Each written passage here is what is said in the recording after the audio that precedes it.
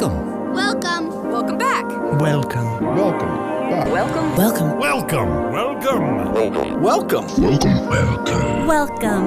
All right. Hey, everybody. Welcome to the Anthony and Todd Show. I'm your host, Trevor. I'm Vincent. And we are here with a very, very, very special interview today. Back with our interview series. Haven't done one of these in a little while, but we are back on this fine Halloween afternoon interviewing one of my favorite new artist discoveries of last year, New Jersey-based rapper Fatboi Sharif. Fatboi, how are you today?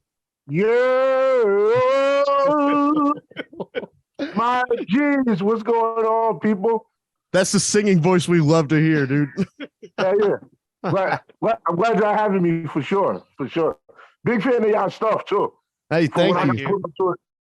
Because I got put on to y'all probably a little over a year ago too, and y'all reviews and all y'all stuff is always dope. So it's real entertaining.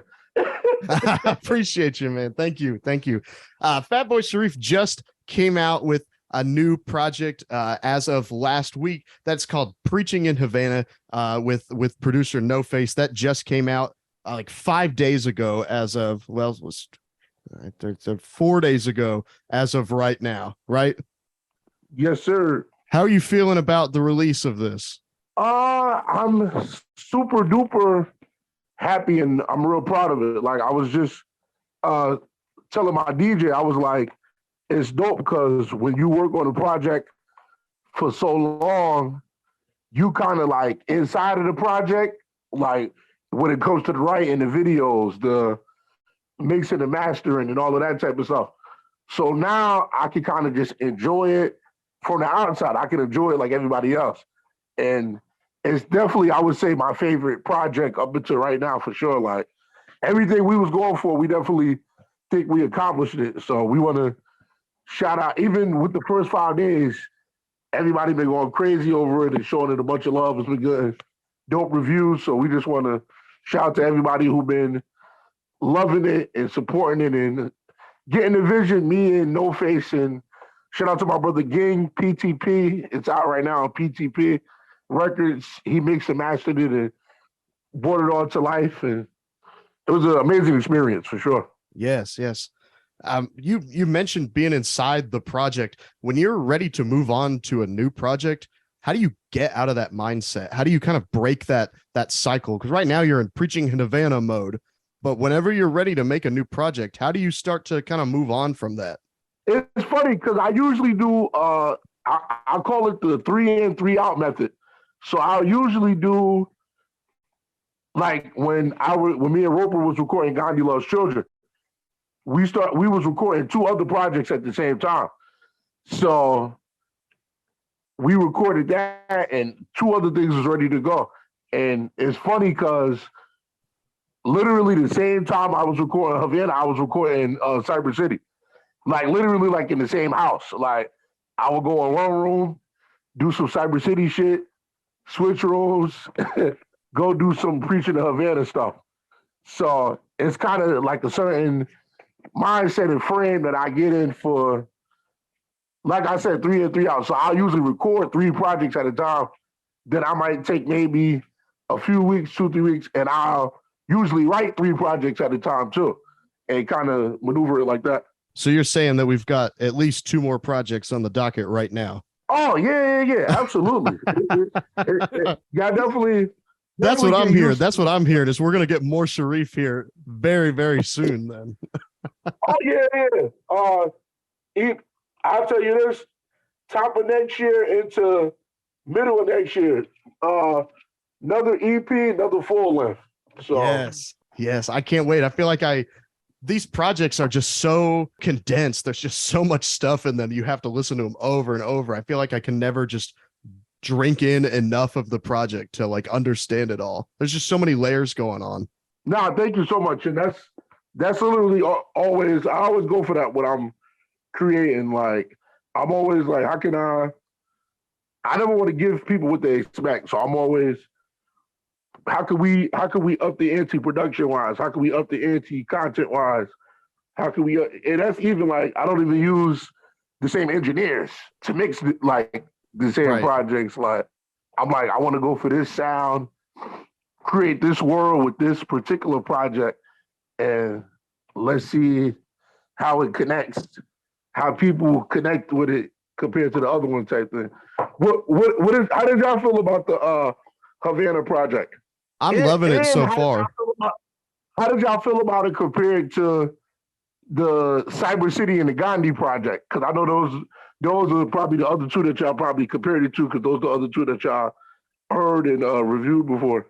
Yes. So I definitely see a lot of similarities between Cyber City and this.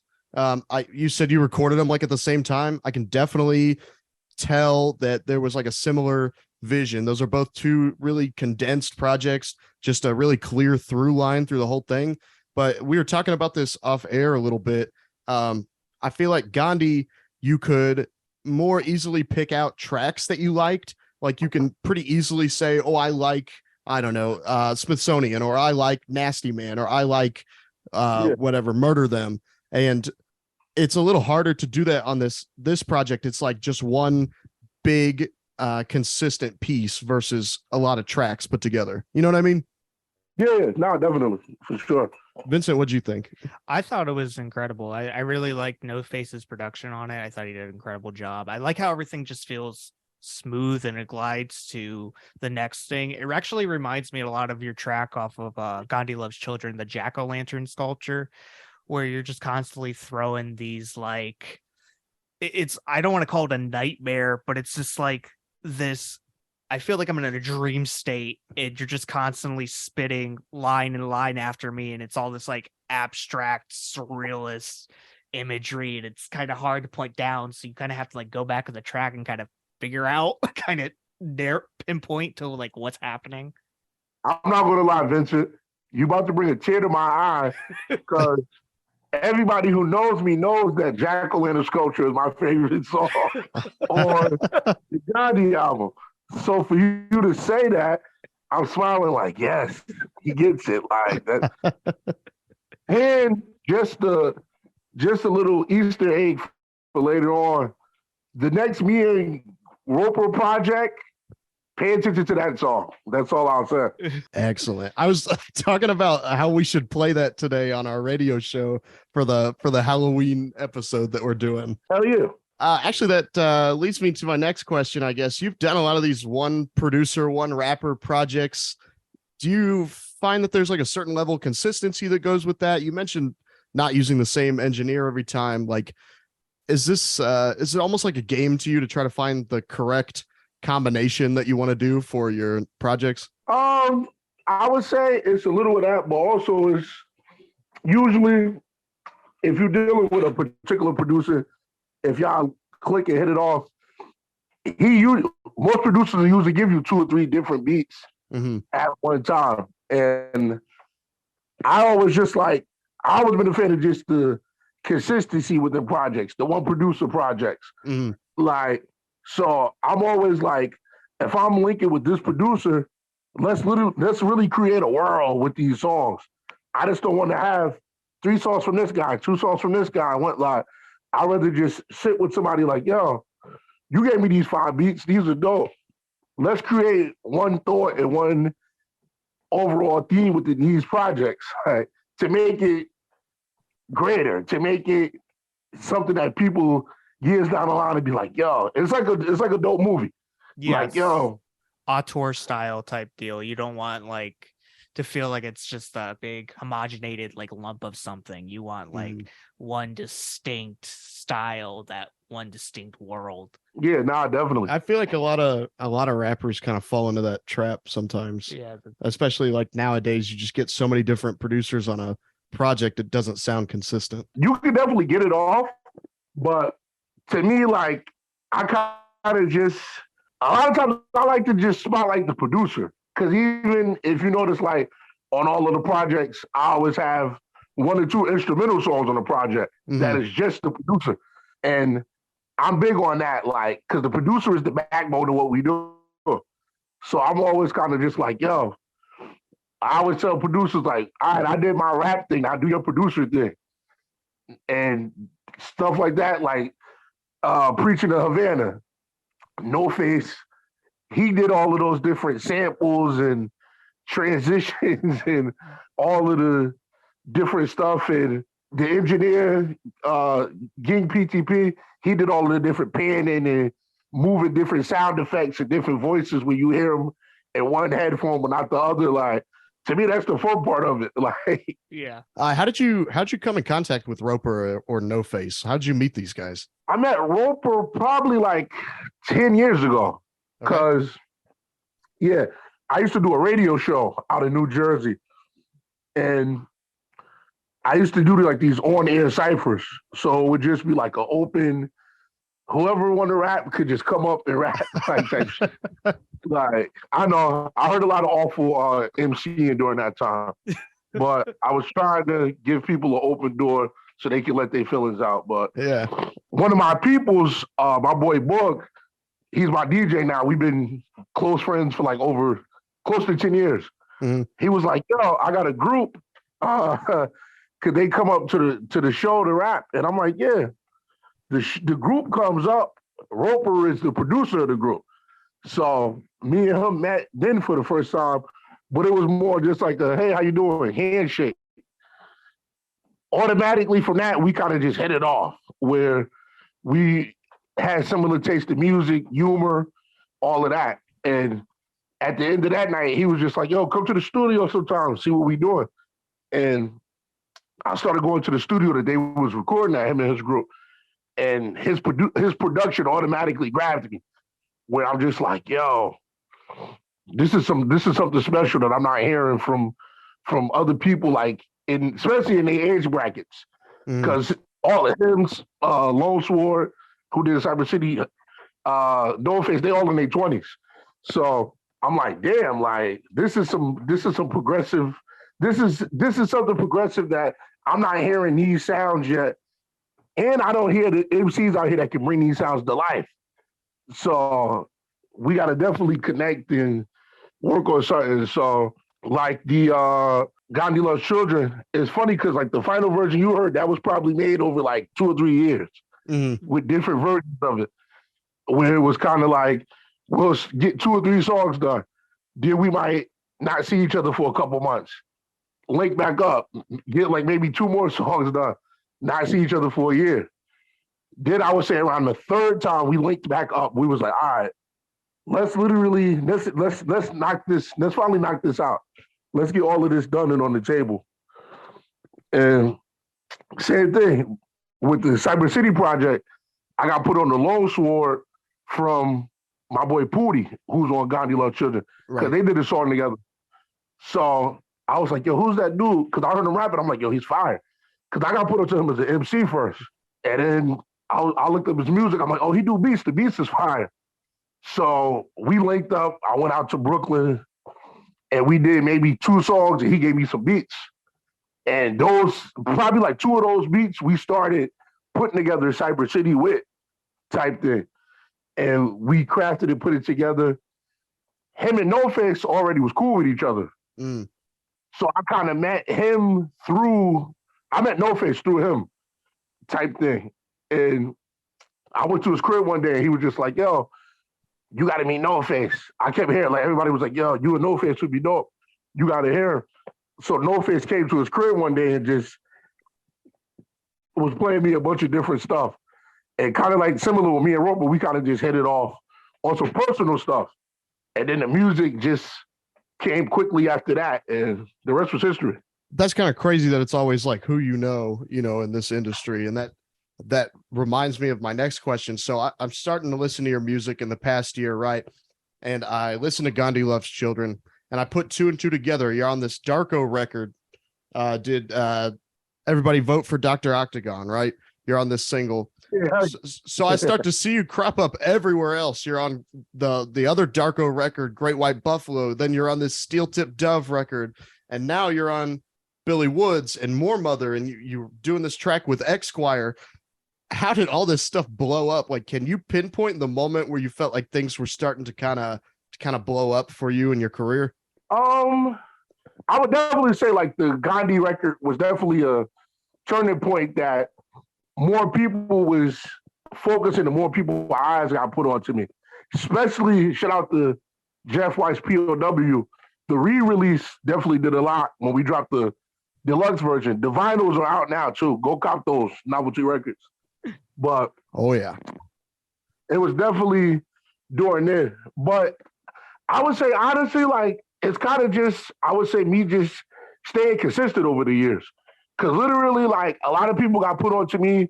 Like you said, you got put onto me maybe a year ago. Before Gandhi, I got 3 other projects.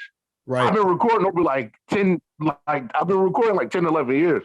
So to me, it was kind of just like I've been just keeping my foot on the gas and not letting up. And I'm gonna keep continuing to do the same. Cause there's still people who never heard of me. So now I'm just like, that's why I said I got so many projects ready, different videos and stuff like.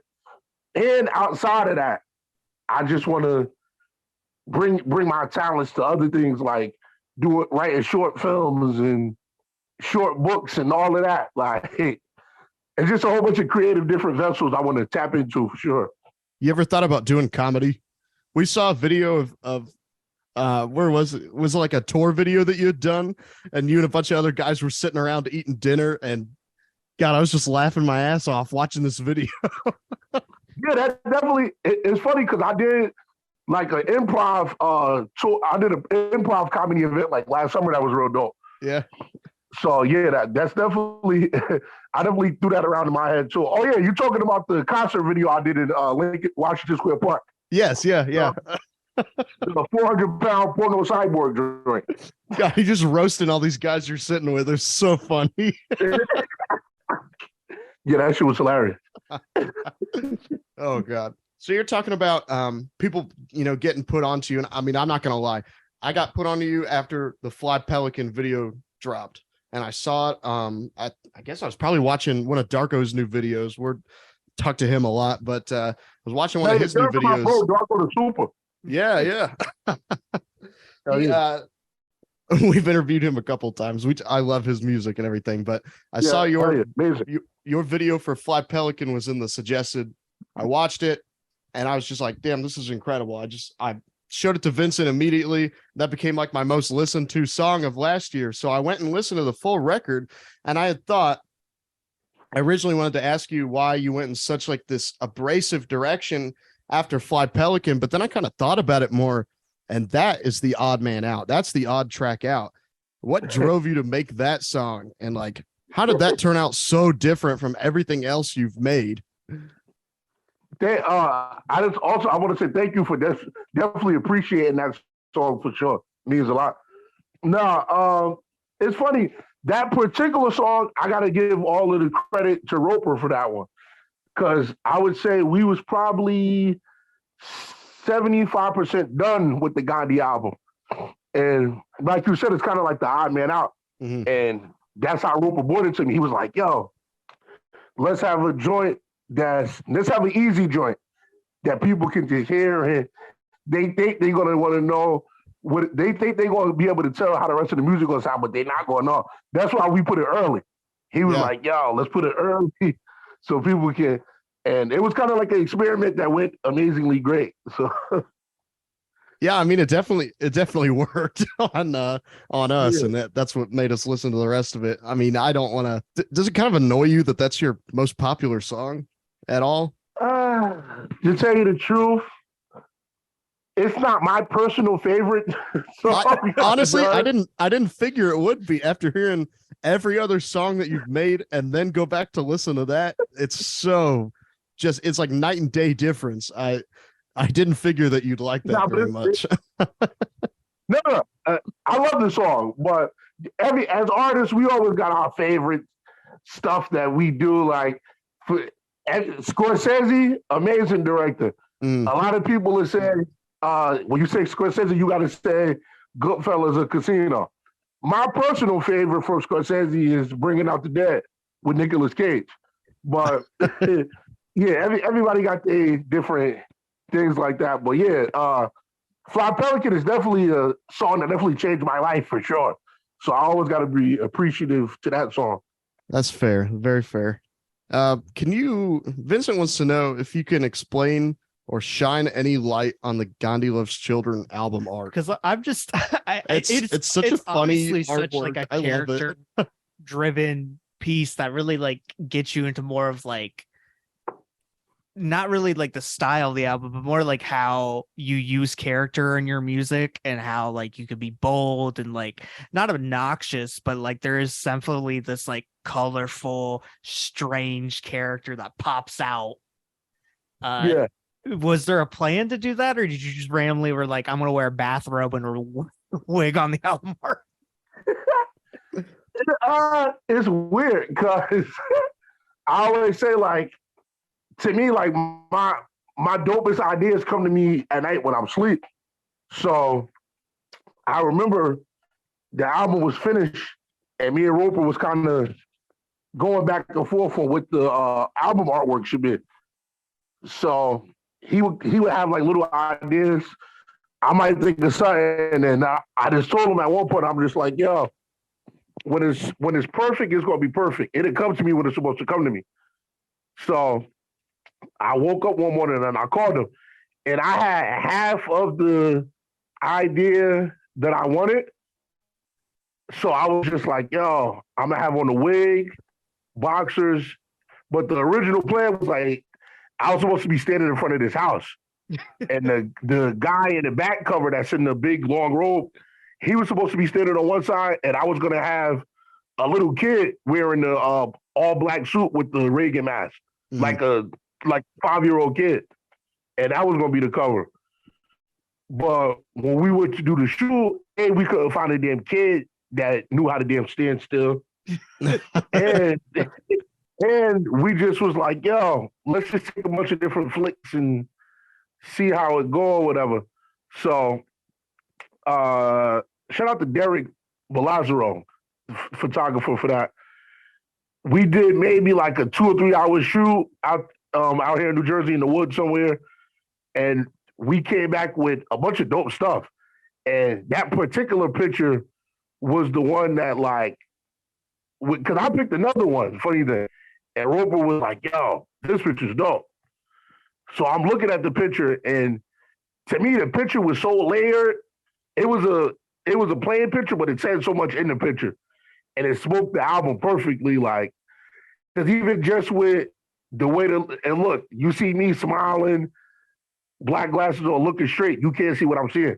You see Reagan's straight face standing there, and to me, the whole picture, the whole meaning of the picture, to me, I was like, yo, this is gonna work. Was what are they staring at?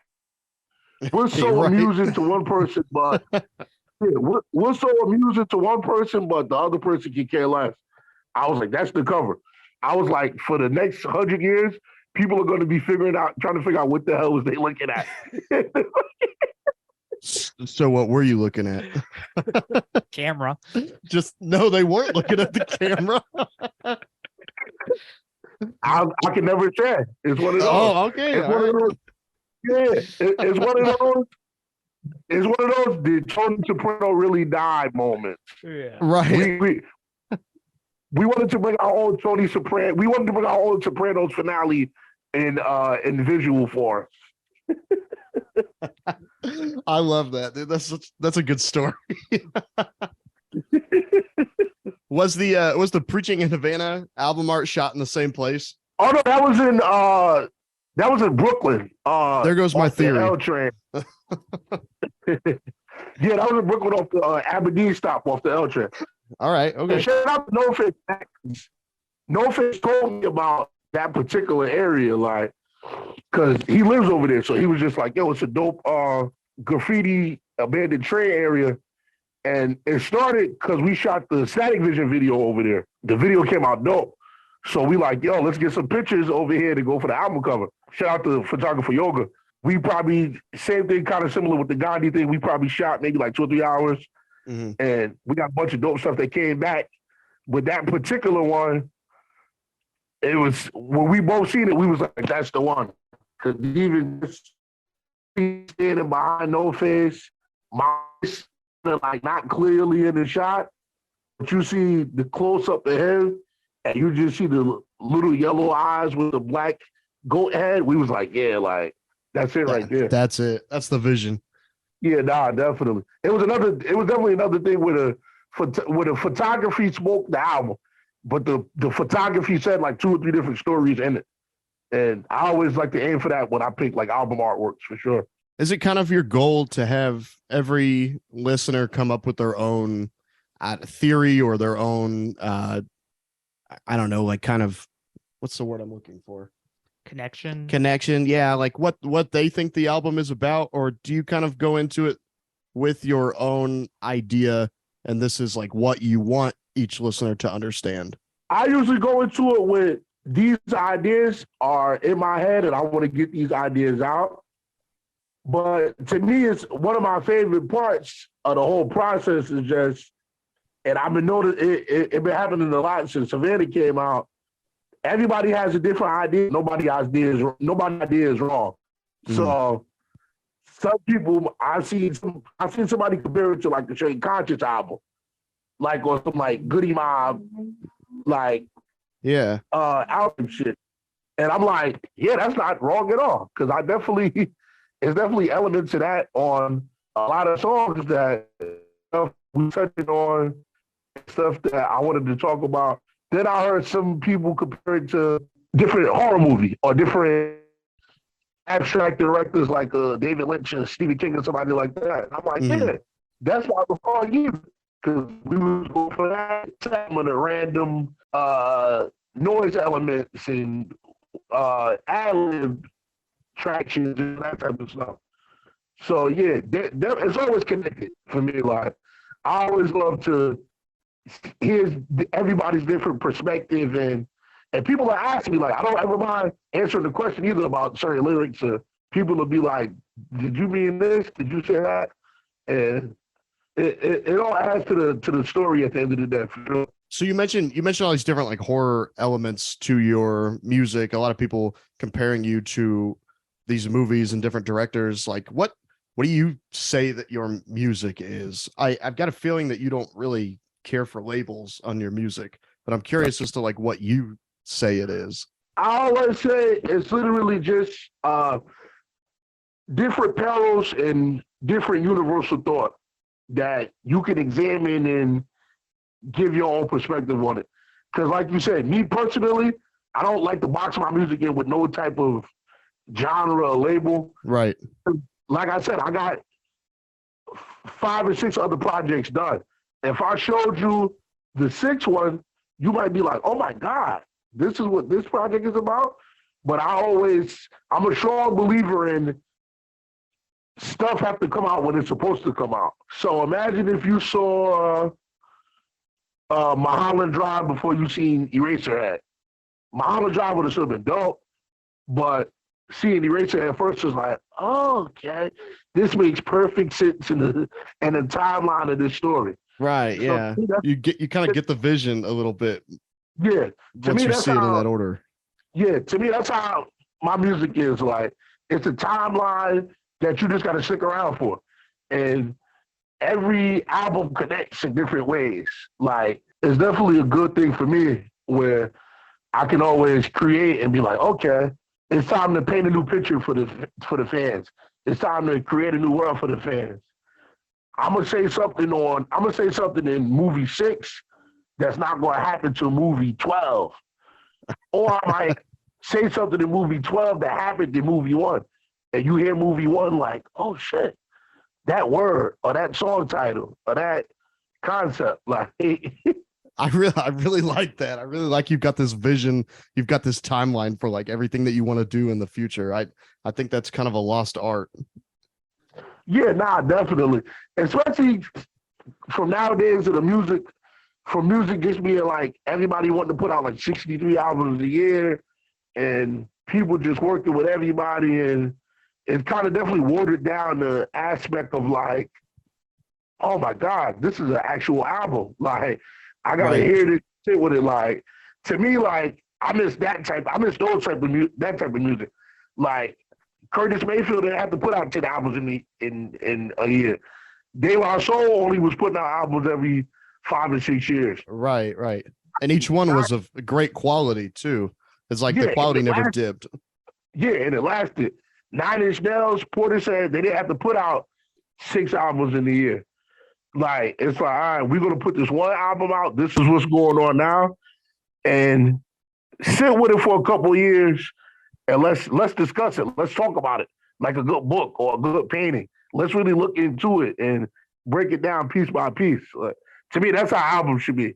Right. It seems like you really make great connections with everybody that you work with as well. And I really like that about your records is I feel like you can tell that you have these personal connections with your producers, with your features or whoever you're working with. It's not just like you never met them or you've just been like emailing somebody to get a beat or whatever. And I'm really curious about what it was like working with these backwoods folks. You got working with Billy Woods and Moor Mother, like I said. What was that like working with them? Oh, that was real dope. It was amazing experience. It's funny because that whole thing kind of started with Still Tip Dove had reached out to me after Gandhi dropped. Mm-hmm. And he was just like, yo, Gandhi's dope, this and that.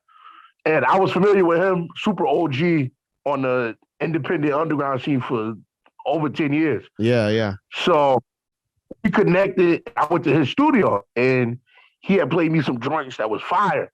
And I want to say the first day I was there, I maybe got 2 or 3 beats from him. And we cooked up some joints and it was dope. Like we were like, me and him connected instantly. Kind of like the Noface, Lone Sword, like same thing with Billy Woods. Like when we met, we connect, like we kind of same thing with Moor Mother, like it was all genuine. Oh, you all are definitely all cut from the same cloth. I can hear your influence on each other. No, it's beautiful because definitely right now, I would say kind of how I said a lot of music is kind of the water fountain, 10 albums a year type thing. Yeah. It's a flip side where you got artists like Moor Mother, Billy Woods, myself, Pink Seafood, Ka, where they drop, and when they drop, it gets examined. It gets like, you got to still sit with this album. It's still different elements of this album that I'm picking up on 6 months later to a year later. And to me, that's the real power of music right there. Like, so all of those type of artists definitely inspire me to keep going for sure. Yeah. I like an album drop that turns into an event versus just kind of a monthly basis kind of thing. You know what I mean? No, hell yeah, definitely. Oh, I guess I got one more question. What made you want to become a musician? Like, was there a specific moment where you really wanted to start to take it more seriously? It's funny because I've been writing raps since like 4th grade, really. Funny thing. And it's funny because coming up, I started out doing poetry from maybe like 6 or 7. And I won a bunch of different poetry events and contests and all of that. Mm-hmm. And my 4th grade, it kind of transferred into writing raps. But during then, on kind of like the creative level, I kind of knew to myself, like, okay, I want to do this, but I want to do it different. And even just a bunch of stuff that I was influenced by, like, it's funny, I always joke about it, like, I was the kid in the neighborhood that kids would come to my house to watch TV and videos and they'll complain because I'm watching Soundgarden and White Zombie videos at like 10 years old. Like, yo, this shit is dope. You see this? This is like, so all of that kind of definitely influenced me into making music and not wanting to make it the way that they say you're supposed to make it. Like, that was huge for me. Like, probably, I would say between the ages of like 6 to like 11, 12, I was super duper into influenced by the heavy metal grunge scene that was popping. Yeah. Like, and even to this day, like, it's still a huge influence to me. Like, that's what my bucket list. I want to do a rock album down the line. Oh, like, yes, you should. That'd be dope. Yeah. When you rap about these different topics, like there's some like crazy lines are just these crazy bars on all across your projects. Like, do you have to research this stuff, or is it just all like floating around in your head all the time, and you just want to get it out of there, you know? I think it's a little of both, because I might have like an actual concept or something. I think about wild, crazy concepts in my head all day. I'm not gonna lie. Okay. Even just like in regular conversation, like me and I'll be joking with some friends, and I'm like, "Yo, that's fucking, that's amazing. I'm gonna write a song." And then sometimes it's like I want to touch on this, but I want to learn more about this. So I'll read something, or I'll go to a third party source or something like that. But it all comes from like a real place for sure. And do you feel like people, when they hear your music, I know you said you got some really good response from Preaching in Havana's release, and of course Gandhi kind of blew up for you. Do you feel like people are understanding what you're saying, or do you ever have people that like take it the wrong way? No, because that's one thing I always stand by everything I say, and I always clear up any misconceptions, or if somebody might have thought they heard something, I can explain it and break it down in detail. But most people always definitely see the vision, and they'll explain it to me in a way that I'm like, oh, that's a dope perspective. I'm gonna listen to it from the perspective you said and see how it comes to me now. Yeah. What do you think is your limit for noise? I guess, like, how abrasive or how like crazy could you make a track? Have you reached that potential yet, or you feel like that's to come? Oh, not at all. I was joking in the studio with somebody recently. I'm like, yo, Havana is tame for other stuff the stuff that I'm already working on, feature wise and other stuff. So I'm excited. And I guess I said one last question a little bit ago, and I just kept thinking of stuff. It's just no, you good, bro. like I said. So this is the real last question. What other artists are out right now that are making music that you feel like are really in tune with it? Who are you listening to right now? Oh yeah, it's a bunch of dope artists right now. We got Quelle Chris, Rap for Rare, Pink Seafood, my homie YL from NYC, Mhm. To the Taze Grip family, Lungs, Feet, Akai Solo, the Backwoods family. Like, it's Moor Mother in the whole 700 Bliss. Like, it's a bunch of dope stuff out right now for sure that's inspiring and keeping things bubbling, like I was saying. The new Kai album, Fire. Yes. The new Koreatown Oddity album, Fire. Yes. The Very new funny horror too. album, I love that one. Fire. It's a bunch of dope shit. Excellent. All right. I guess that wraps it up here on the Anthony and Todd show. Sharif, thanks for coming on, man. I appreciate you coming on and talking with us for a little bit. Appreciate y'all having me, man. Y'all need to go out there right now, subscribe to the Anthony and Todd show.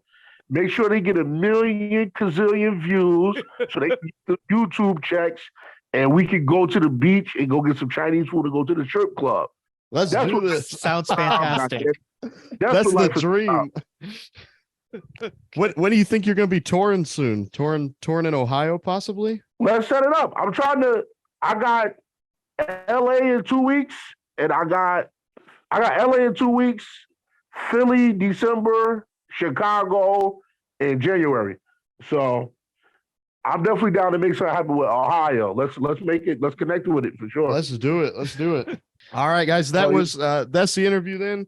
The Anthony and Todd show. Again, my name is Trevor. I'm Vincent. And we just interviewed Fatboi Sharif. Make sure you check out Preaching in Havana. It's available on Bandcamp for sure. Bandcamp Fridays coming up really soon. Make sure you get that. Make sure you cop that Gandhi Loves Children. There are still how many copies left of that on vinyl?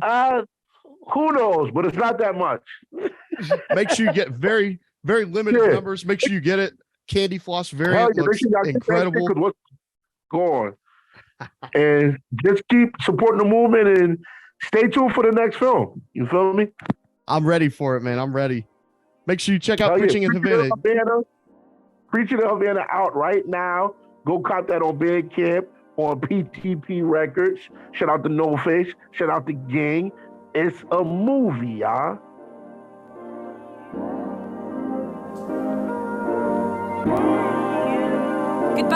Goodbye. Goodbye. Goodbye. Thank you. Goodbye.